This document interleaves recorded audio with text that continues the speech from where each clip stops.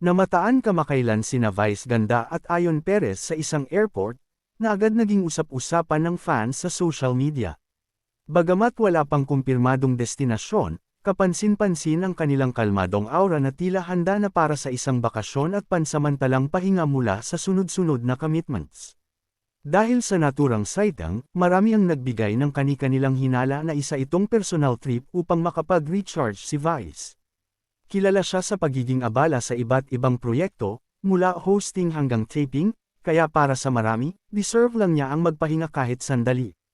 Kasabay nito, lumakas din ang usap-usapan na maaaring madelay ang kanyang pagbabalik sa It's Showtime.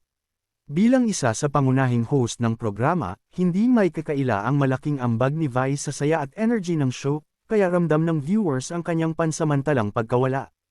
Sa ngayon, wala pa ring opisyal na pahayag mula kay Vice o sa pamunuan ng It's Showtime kaugnay ng eksaktong petsa ng kanyang pagbabalik. Wala ring detalye kung gaano katagal ang kanilang pananatili sa biyahe o kung may kaugnayan ito sa anumang proyekto. Gayunpaman, nananatiling positibo ang mga tagahanga at umaasang babalik si Vice na mas refreshed at mas energized. Inaasahan nilang muli nitong maibibigay ang kakaibang saya at karisma na matagal nang minamahal ng madlang people. Sa kabila ng kanyang pansamantalang pagkawala, tuloy pa rin ang suporta ng fans na sabik na muling makita si Vice Ganda sa entablado, dala ang kanyang signature humor at good vibes na tunay na nagbibigay buhay sa programa.